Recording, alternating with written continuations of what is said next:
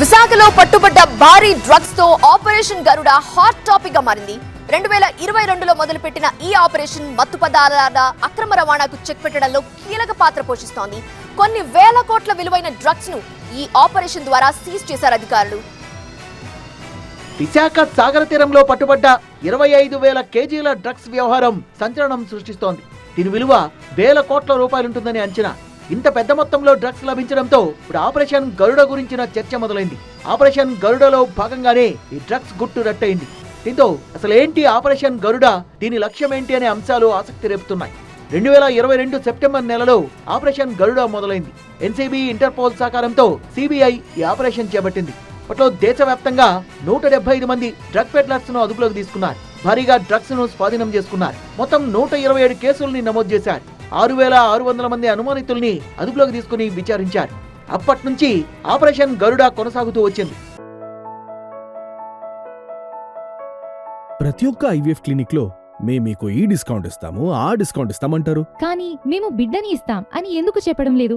మనం ప్రామిస్ కోసం డబ్బులు ఇస్తున్నామా లేదా తల్లిదండ్రులు కావడం కోసం చెల్లిస్తున్నామా? నోవా ఐవీఎఫ్ దాగిన ఖర్చులుండవు, మీరు నమ్మగల నైపుణ్యం మాత్రమే. ఎప్పటికప్పుడు దేశంలో డ్రగ్స్ జాడ కనిపెడుతూ వాటిని సరఫరా చేస్తున్న వారి ఆట కట్టిస్తున్నారు. 2022 అక్టోబర్లో కేరళలో కొచ్చిలో భారీగా డ్రగ్స్ పట్టుకున్నారు. 1,200 కోట్ల రూపాయల విలువైన హెరాయిన్ ను స్వాధీనం చేసుకున్నారు.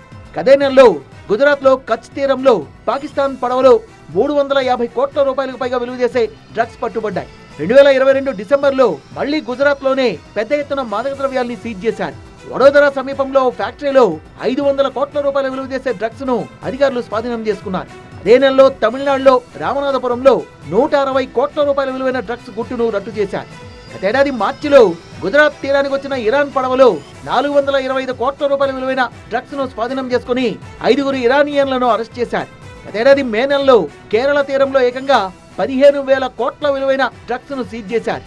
ఎన్సీబీ, ఇండియన్ నేవీ అధికారులు 2,500 కిలోల హై ప్యూరిటీ మెథాంఫెటమైన్ ను స్వాధీనం చేసుకున్నారు.